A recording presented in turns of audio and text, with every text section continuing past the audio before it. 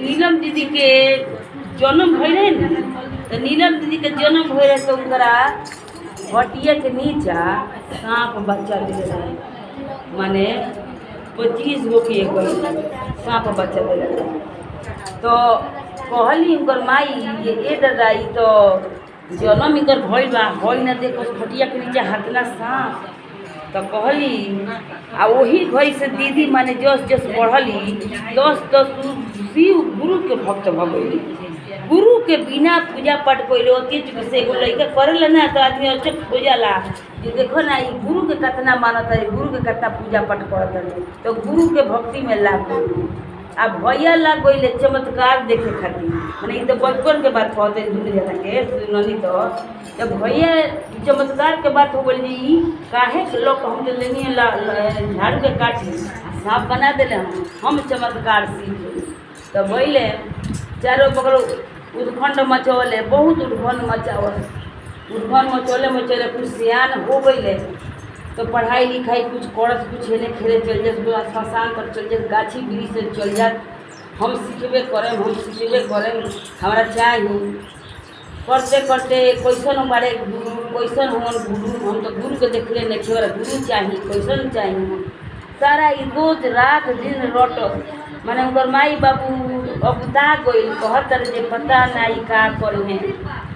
तो ना चमत्कार देखौले हैं तो हमारा चमत्कार देखे।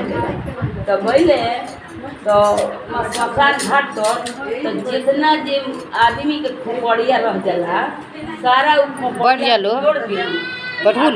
धो देसी घर में आ घरों में केवाड़ी बंद आ वही में मुंड माला लेके चारों बगल मोहब्बत चारों बगल मुंड वाला ई का करी ना पढ़ाई करी ना लिखाई करी हई देखल लोग ना का करता श्मशान तक जाके आ सब है मुंड के माला ले आके मुंड अथी के आदमी के आ सब घर में सजा दे।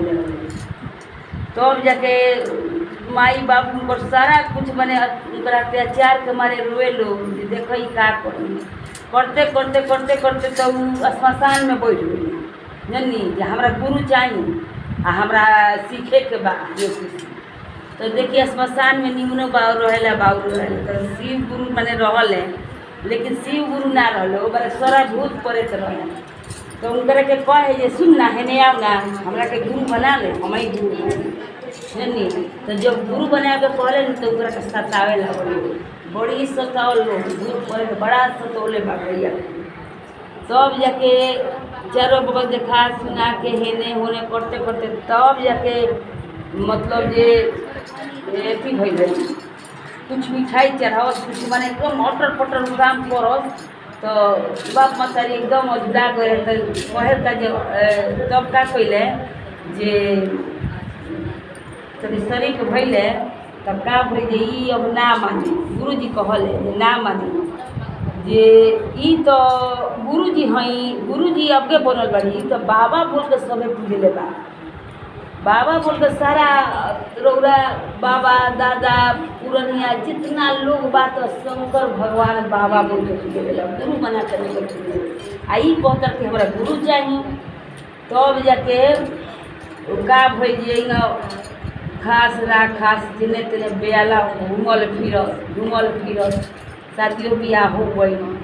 तो कहतर का कहली उनकर माई कहते ये बबुआ खाना तू खैब कि ना, तू बड़ा परेशान कोई बड़ा तो रोको माई खाना खा हमरा तो चाहिए हम जब मांगत तो हमरा के दो, हमरा तो गुरु चाहिए हमरा के दो। खूब झंझान के बोल दे सारा लोग तो बिया पड़ जाए। तब मोटरसाइकिल के चाबी गिर गए तो उठौले ना मोटरसाइकिल के चबिया तो एक ही हाल उनका अंदर से आओ तो नमः शिवाय उनका अंदर से देखिए उनका अंदर से आओ तो नमः शिवाय। तो कहते चीज मिल गई हमारा मिल गई।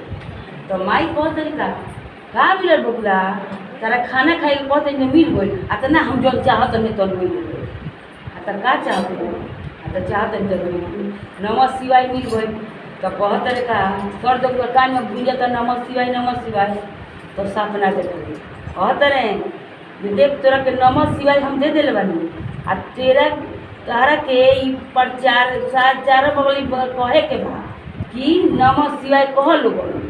तो कहले अपना मन में आ ओकरा कब सपना देखले तो कहले जे नमः शिवाय हमारा मिल गई। तो अब ई भैया अपना मन से लगौले जे देखो दया के मतलब उल्टा याद होला। याद जरा के लोग करे।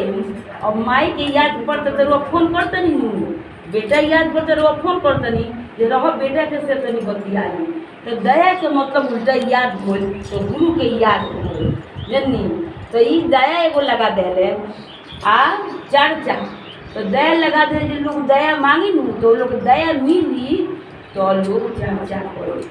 ई भैया के दुनू लगाओ तो लोग घूम घूम के चर्चा करो। यह देसी कर्म हो चर्चा। चर्चा और देसी कर्म हम करो देश के पालन होते ये देसी दुनू चर्चा करो।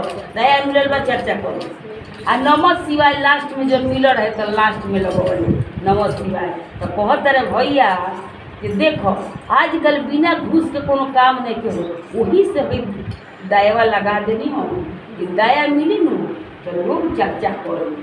आजकल कोई बिना घूस के काम नहीं के करो तो वही से दया लगा देनी।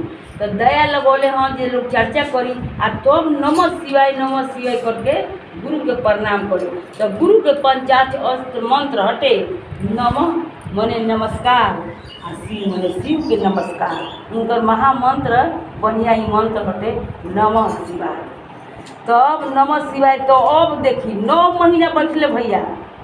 9 महीना बालकुनी में बैठ के खाना पीना छोड़ के बैठल रहे। 9 महीना उनकर मिल गए सामान देवे खातिर। तो 9 महीने जो बैठल है तब एक रोए लगल है। कहत तरह का ये नहीं कहो एगो बात कहो एगो आदमी आवता तो का हो तो ओकरा के बुलाओ तो का कहो तो बोला कि उनकर के गुरु कह जे शिव गुरु है। सभी मिल गए बताओ शिव गुरु हो 9 महीने के बाद।